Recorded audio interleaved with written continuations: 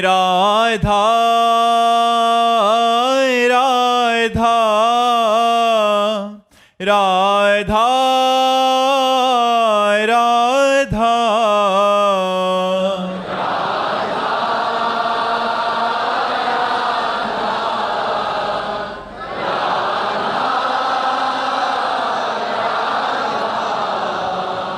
राधा राधा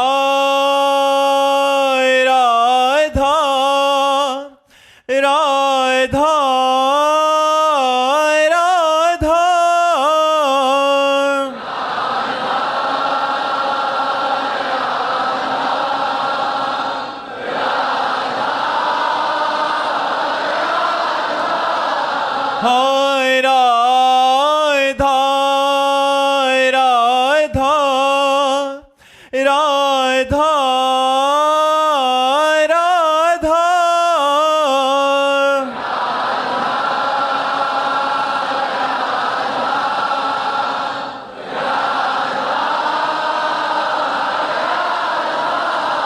हाय राधा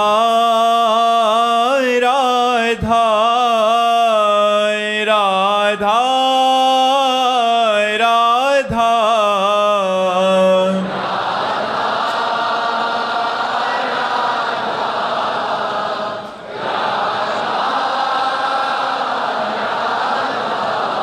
हाय राधा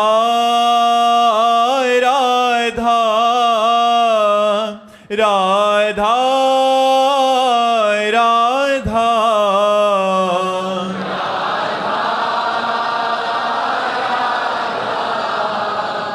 राधा राधा श्री राधा वल्लभ लाल की, समस्त संत हरि भक्तन की, श्री वृंदावन धाम की, सद्गुरुदेव भगवान की।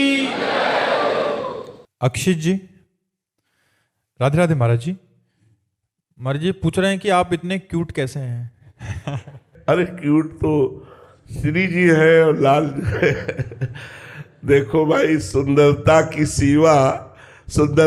सीमा तो लाल जो है, सुंदरता की सीमा लाडली जो है, और तो बच्चा हम लोग उनके चरणों के दास हैं। बस यह है बात है कि उनके चरणों के दास हैं, इसीलिए तुमको क्यूट लगते होंगे। उनकी आराधना करने वाले भी उनके जैसे प्यारे लगने लगते हैं।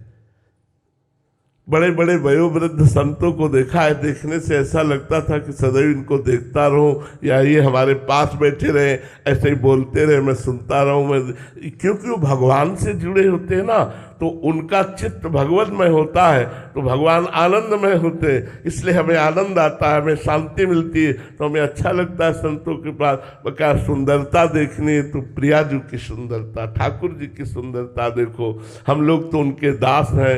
ये नाशवान शरीर आज है, कल नहीं रहेगा, लेकिन वो अविनाशी चिदानंदमय रूप देखने की कोशिश करो, खूब नाम जप करो। अगर सुंदरता देखनी है तो भगवान की देखो, बहुत सुंदर है, बहुत प्यारे हैं, बहुत लाडले हैं, और उनसे ज़्यादा भी सुंदर लाडली जो है, उनसे भी ज़्यादा सुंदर लाडली जो है। महाराज जी इष्ट का स्वभाव उतरता है। हाँ, इष्ट का प्रभाव और स्वभाव उनके दासों पे उतरता है। जो भगवान की दासता करते हैं तो भगवान का प्रभाव और भगवान का स्वभाव उनमें उतरता है, वही जगत को आकर्षित करता है, वही जगत का मंगल करता है, वही जगत को सुख पहुंचाता है। नितिन जी, राधे राधे महाराज जी।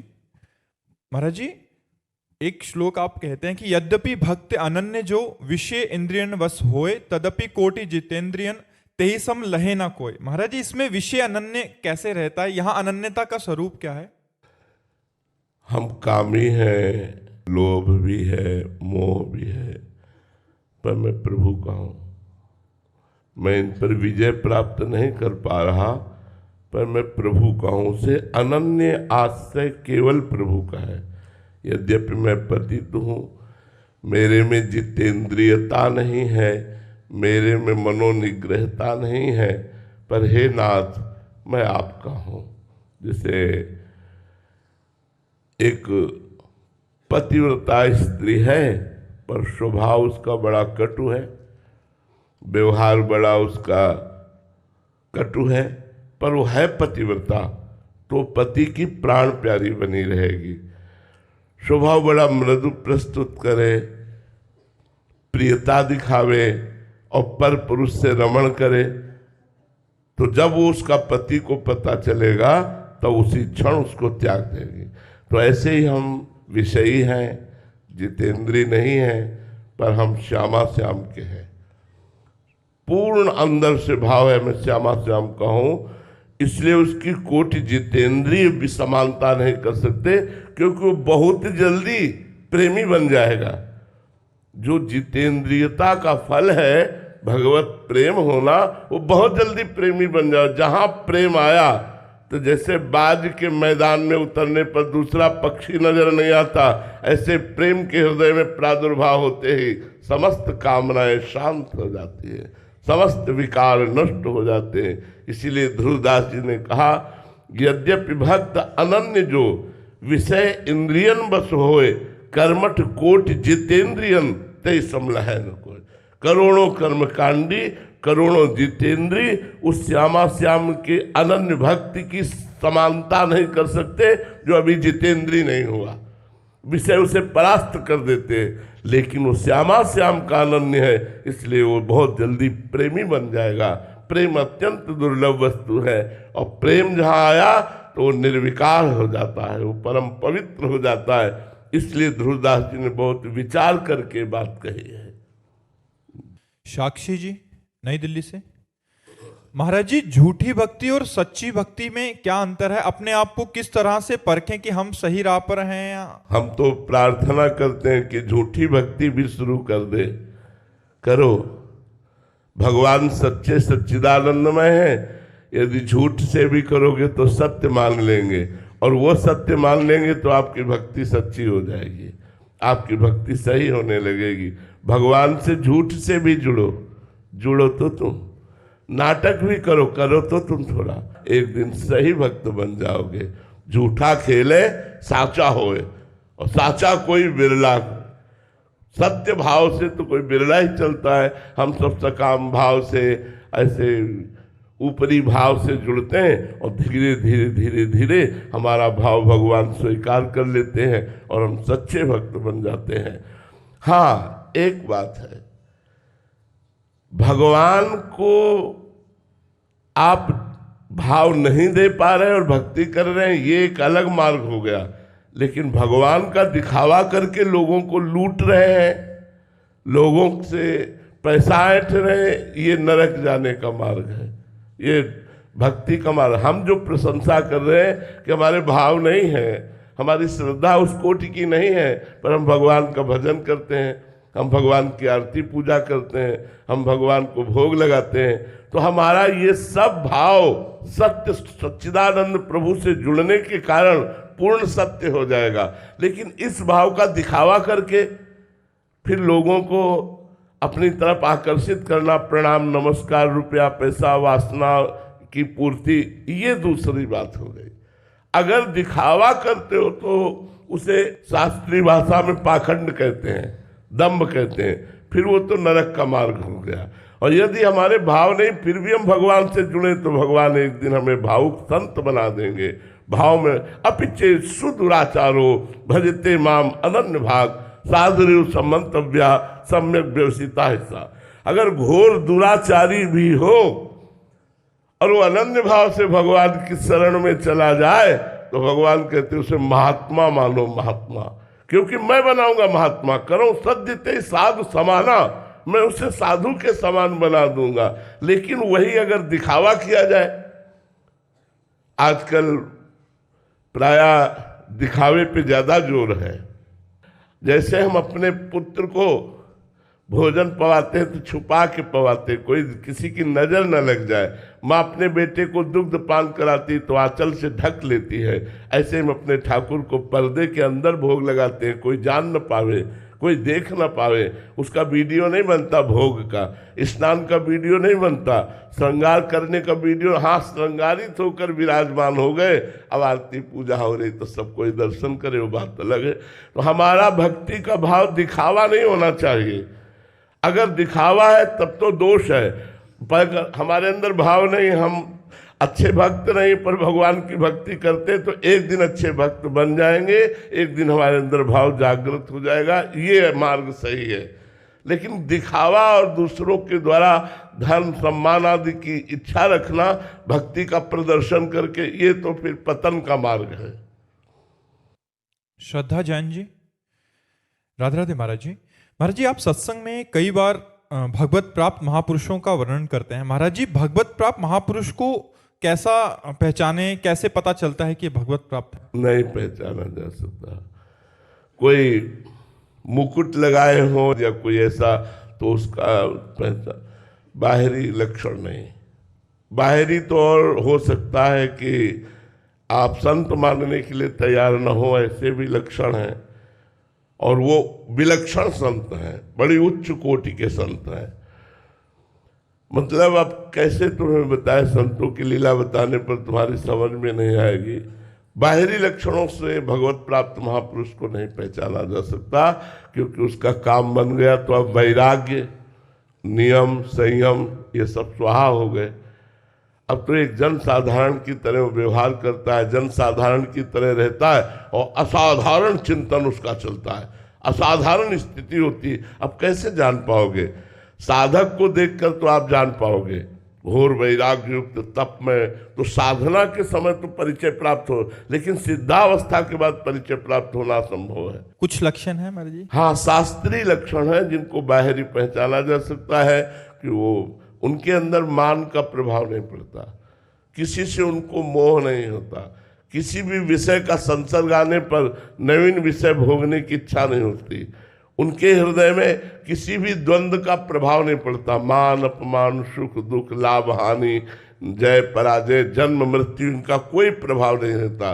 द्वंद्वों से वो ऊपर होते, द्वंद्वातीत होते हैं, सतोगुण रजोगुण तमोगुण तीनों गुणों से तीत होते, त्रिगुणातीत होते हैं। वो काल के अधीन नहीं रहते, जिए काल बस ना पड़े, वो कालातीत रहते हैं। अब गुणातीत, मायातीत, कालातीत, द्वंद्वातीत, इनको हम कैसे पहचान पावे? जैसे भगवान अपने को जलाना चाहे तो जीव जान सकता है, ऐसे सिद्ध संत अपने को जलाना चाहे तो भले जान लो, बाहरी लक्षणों से आप बिल्कुल नहीं पहचान सकते, बाहरी लक्षणों से नहीं पहचाना जा सकता।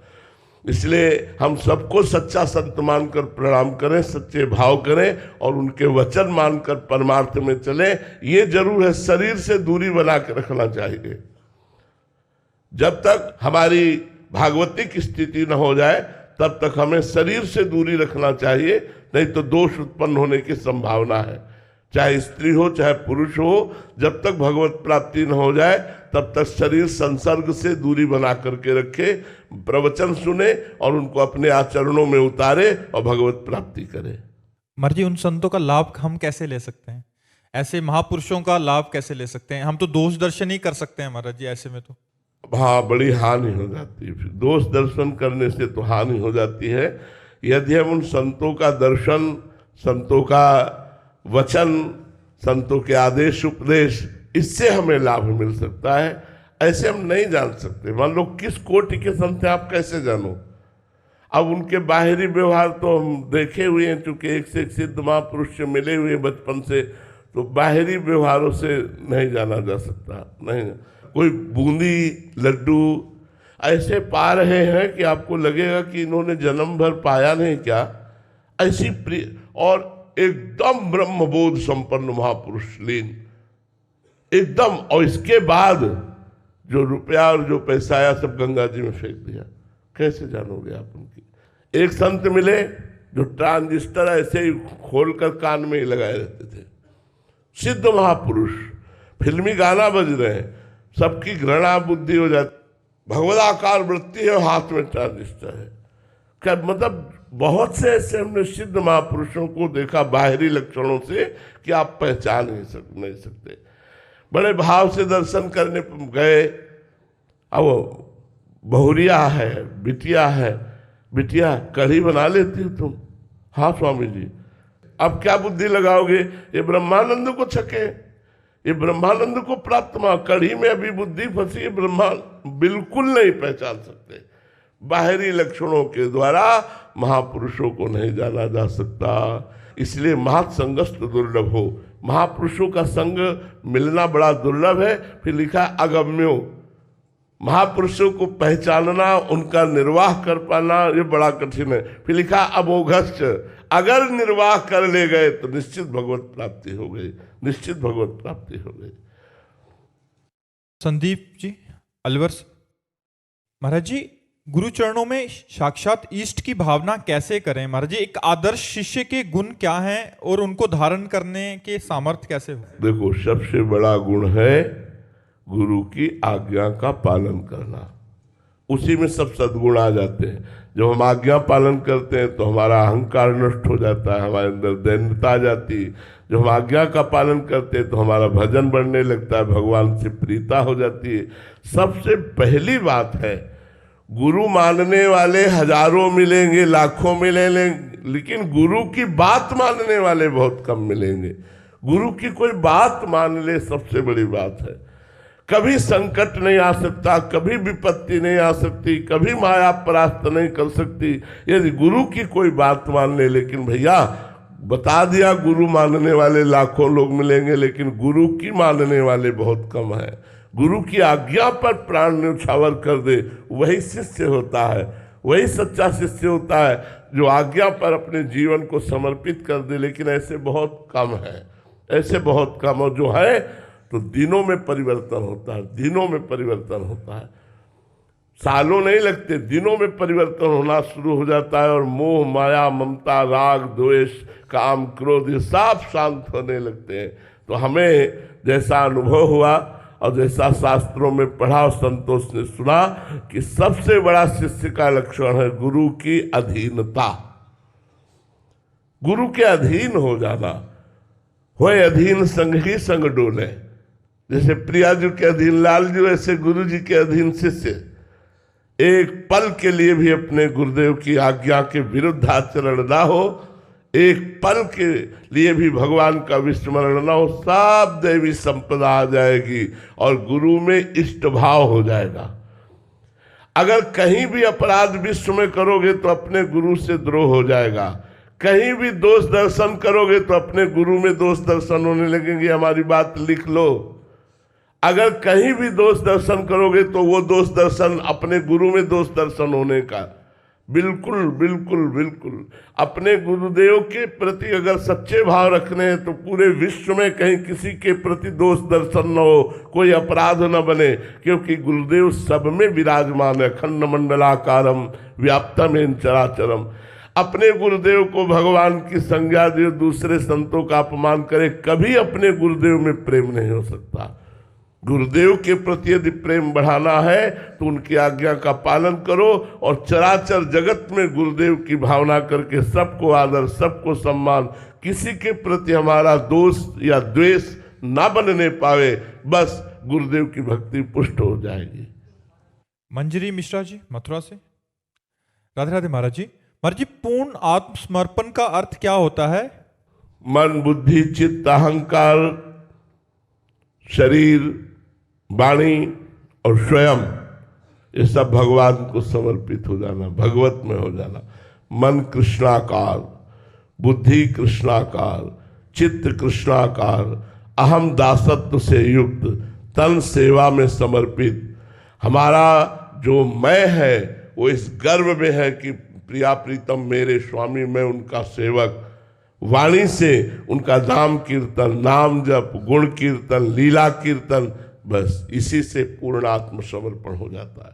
आत्मसमर्पण की जो स्थिति है वो तन वांग मनोभिर अमलई सोहम तविवास्यता, शरीर से, मन से, वाणी से, स्वयं से, निर्विकार भाव से, कोई कामना न रखते हुए जो शरण में है वही उत्तम प्रेमी बन जाता है।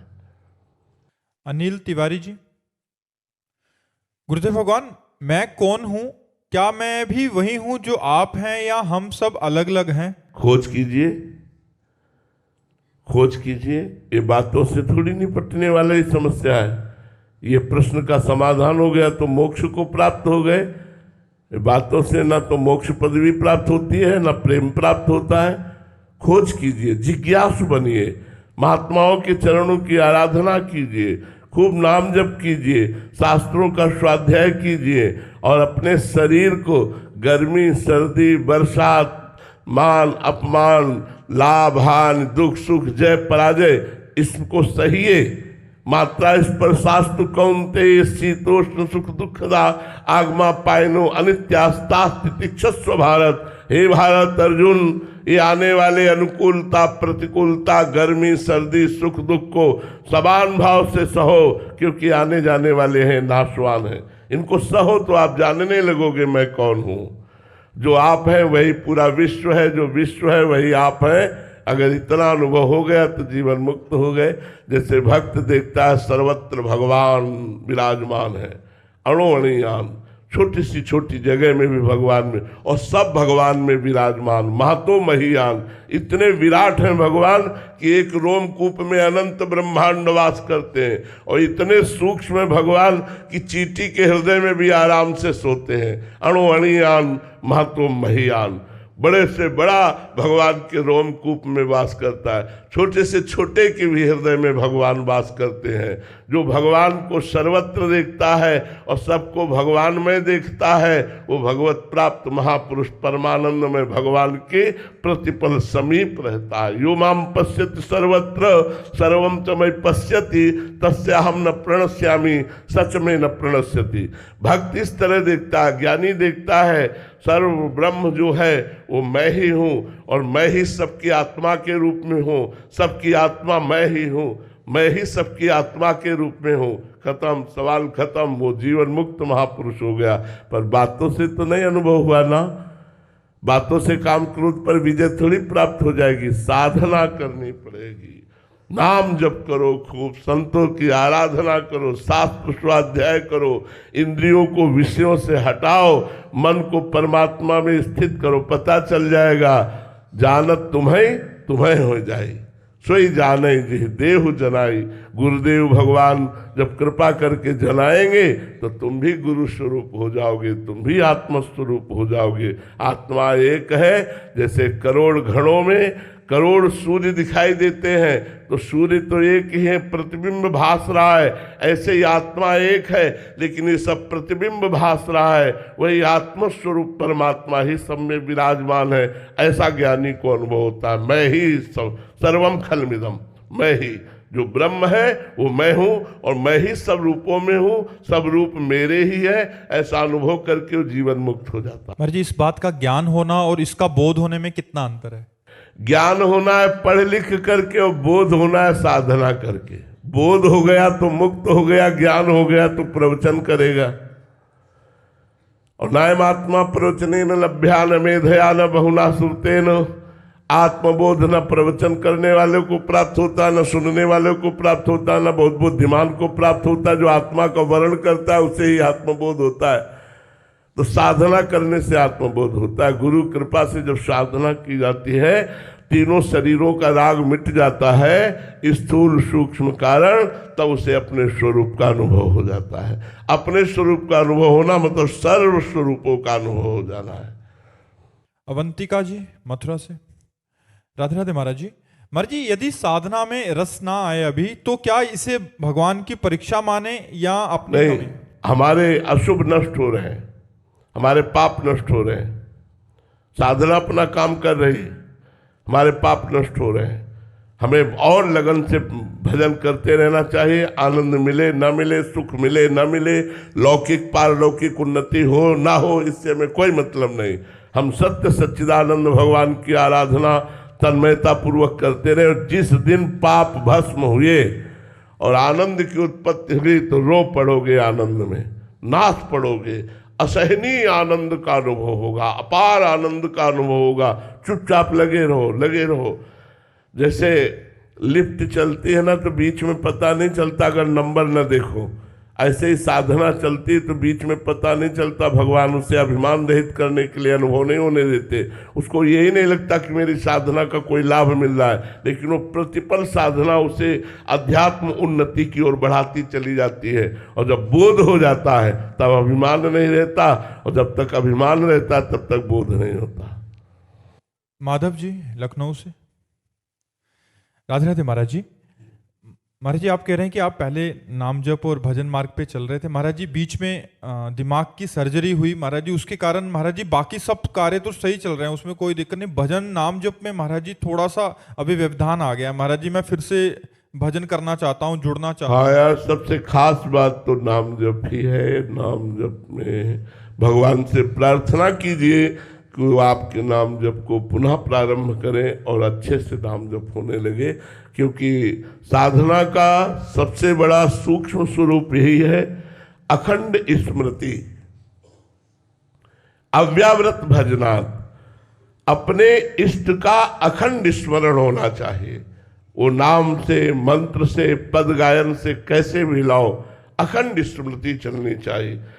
जब हम शांत बैठे तो हमारे मंत्र चल रहा है, नाम चल रहा है, नहीं हम भगवान की कोई लीला के पद गायन कर रहे हैं, भगवान की सेवा कर रहे हैं, समाज की सेवा कर रहे हैं, राष्ट्र की सेवा कर रहे हैं, मधुर मधुर भगवान का नाम जप करते हुए जीवन धन्य हो जाएगा।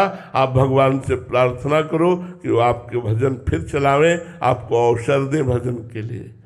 इसीलिए हम सबसे प्रार्थना करते हैं, आज आप स्वस्थ हो, कल आप नहीं रहोगे स्वस्थ। आज आप हो, कल आप नहीं रहोगे। ये मृत्यु लोक है, यहाँ सबको मरना है। और शरीरम व्याधि मंदिरम, सबके शरीरों में भयानक रोग आएंगे। ए भाई, अंधेरी रात आने के पहले उजाले का प्रयत्न कर लो, नहीं अंधेरी रात आने पर कुछ नहीं कर पाओगे। विपत्ति, दुख और संकट, भयानक रोग जब आक्रमण करेंगे तब तुम्हारी बुद्धि विचलित हो जाएगी। यावत स्वस्थमिदम कलेवरम यावत च दूरे जरा। जब तक तुम्हारा शरीर स्वस्थ है, बुढ़ापा दूर है, रोग दूर है, तब तक आप भजन कर लो। ऐसा अभ्यास बना लो कि भजन न छूटे, और भजन न छूटा तो आप भगवत धाम को जाएंगे। और मनुष्य जीवन का परम लाभ भगवत प्राप्ति है। यहाँ सब कुछ छूट जाएगा, न कोई यार रहेगा, न कोई प्यार रहेगा, और न कोई धन रहेगा। कुछ यार तुम्हारे साथ नहीं जाएगा। यार, बड़ा धोखे का देश है। जब हम विचार करते हैं तो हाय हाय मचता है कि सब धोखे में फंसे। बड़ा धोखे का देश है। शरीर भी छुड़ा लिया जाता है, कुछ नहीं जाता। अपना किया हुआ पाप कर्म और पुण्य कर्म जाता है। इसलिए अच्छे कर्म करो, नाम जप करो, जब तक शरीर स्वस्थ है। अभ्यास बना लो कि आपका भजन न छूटे, तो जीवन धन्य हो जाएगा। नहीं पता नहीं, देखो कह रहे हैं किस दिमाग की सर्जरी हुई है, भजन में उस कोटि का मन नहीं लग, कब कौन सी परिस्थिति आ जाए। इसलिए नाम जप करो, नाम जप, नाम जप से ही सारी बात बनेगी। आशीष जी बागपत से, राधे राधे महाराज जी। महाराज जी, वो कौन सी एक सत्य बात है या अनुभव होगा जिसे आप सभी के साथ बांटना चाहेंगे आपके जीवन का? नाम का सुख जो हमें गुरु ने नाम दिया, उसका जो हमें लौकिक और पारलौकिक सुख मिला, वो हम सबको बांटना चाहेंगे। वही बांट रहे हैं। जीवन का जो हमारे बचपन से लेकर अभी तक अनुभव, जो बड़े बड़े संतों का अनुभव, जो शास्त्रों के द्वारा प्राप्त हुआ, वो हमें नाम प्राप्त हुआ, और उसी नाम का हम सबको दान कर रहे हैं। राधा राधा राधा जपो, इस लोक और परलोक में सदैव सुखी रहोगे। पहले तुम्हारे पापों का नाश करेगा नाम। ये नाम महामहिमामय है। हमारी प्रार्थना मान लीजिए, फिर बार बार कह रहा हूँ, ये नाम महामहिमामय है। जैसे डॉक्टर के द्वारा दी हुई औषधि को बिना क्यों किए हम खा लेते हैं, ऐसे संतों की बात को मान लें। स्वयं भगवान श्री कृष्ण इस नाम का जप करते हैं। स्वयं स्वयं भगवान इसका जाप करते हैं। इसलिए राधा राधा रटो, अपार सुख को प्राप्त होगे। अगर अभी अनुभव नहीं हो रहा तो आपको निश्चित अनुभव श्री जी कराएगी, और शरीर छूटते छूटते परम धाम के अधिकारी बन जाओगे। यही हम बांटना चाहते हैं। हमें जो जीवन में मिला वो नाम मिला, और नाम गुरु कृपा से मिला। उसी नाम का यत् किंचित जो स्वाद मिला, उसी को हम बांटना चाहते हैं। उसी का प्रताप आप देख रहे हैं, उसी की महिमा देख रहे हैं, राधा नाम की महिमा देख रहे हैं। महाराज जी, आप नाम में तो आपकी पहले से निष्ठा थी, जैसे आपने बताया महाराज जी, जब आप इधर भी आए, बट राधा नाम में कब एकदम प्रेम हो गया? हाँ, भगवान शंकर की कृपा से जब वृंदावन में हमारी जीवन व्यतीत करने की निष्ठा जागृत हुई, वृंदावन आना तो एक अलग बात रही, जब निष्ठा जागृत हुई कि अब मैं अपने प्राण वृंदावन को समर्पित करता हूँ, आजीवन ब्रज 84 कोस के बाहर कभी नहीं जाऊंगा, जब नियम लिया और गुरु कृपा हुई तो श्री जी के नाम का प्रकाश हुआ, राधा नाम का। बस प्रतिपल फिर धीरे धीरे इस राधा नाम से, अब तो जीवन प्राण ही राधा नाम है, सर्वस्व राधा नाम है हमारे लिए, कुछ और कोई महत्व नहीं रखता साधन, केवल राधा नाम, निरंतर राधा राधा। राधा नाम है जीवन हमारा, राधा नाम प्राण आधार है, राधा नाम है कर्ता विधाता, राधा नाम पालनहार है, राधा नाम सबका पूज्य है, राधा नाम का पूजन करें, राधा नाम के ही ध्यान से हम शुद्ध अपना मन करें, राधा नाम के जप ध्यान से प्रेम बढ़ता जाएगा, ये राधा नाम ही हमें प्रेम में निकुंज में पहुंचाएगा। ये सर्वस्व राधा राधा राधा राधा, कोई कमी नहीं है। राधा नाम का प्रताप लौकिक और पारलौकिक ये कि जितने जुड़े हैं ये सब निकुंज जाएंगे। वृंदावन में बैठ के कह रहे हैं, जितने जुड़े हैं सब निकुंज जाएंगे। उनके गुण और गुणों को हमारी लाडली जो नहीं देखती, लाडली जो हमारे नहीं देखती। अवगुण करे समुद्र सम, गणत न अपनो जान, राई के संभजन को, राई इतना दाना होता है, राई के संभजन को मानत मेरु समान। ऐसी हम महारानी जी की शरण में, उन शरण के बल से कहते हैं राधा नाम का प्रताप ये कि लौकिक सुख और पारलौकिक सुख दोनों की, अगर एक बार राधा बोला है तो नरक नहीं जाओगे, हमारी बात लिख लो। एक बार आप राधा राधा जप रहे, आपको निकुंज न मिले, आपको परम धाम न मिले, आपको श्रीज न मिले, कैसी बात करते हो। एक राधा नाम यदि बोला है तो नरक नहीं जाओगे, एक बार राधा नाम बोला तो नरक नहीं जाओगे। हमारा विश्वास, ये हमारी नाम महिमा के प्रति जो श्रद्धा, वही बात है। महाराज जी बहुत बड़ी बात कह दी महाराज जी, और ये छाती से बात कह रहा हूं, कोई प्रलोभन से नहीं, कोई तुमसे कुछ लेना नहीं है, किसी से कुछ लेना नहीं है। ये जो चर्चा होती है प्रलोभन रहित होती है, ये किसी प्रलोभन से चर्चा नहीं हो रही।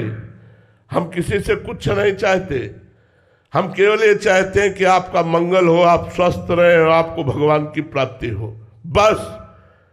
कभी कोई यहाँ 5 पैसा मत चढ़ाओ, कभी कोई यहाँ 1 सेव संतरा मत लाओ, कभी किसी से कोई याचना नहीं, हमारा भगवान से चलता है। तुम अपना कल्याण कर लो। हम जो आपको उपदेश करते हैं, जो आपको सलाह देते हैं, वो केवल आपके मंगल के लिए देते हैं। ये कोई दुकान नहीं कि हम सत्संग बेच रहे हो। यहाँ अध्यात्म बिकता नहीं है, अध्यात्म का दान होता है। हम आपको अध्यात्म का दान कर रहे हैं, आप इसे स्वीकार करें और आप अपना मंगल कीजिए। इसलिए हमारी बात पर एक बार विश्वास कर लीजिए और आप राधा राधा नाम जप कीजिए और धैर्य पूर्वक कीजिए, लंबे समय तक कीजिए। वो आपके सारे पापों का नाश करके भगवत प्राप्ति करा देगा। श्री राधा वल्लभ लाल की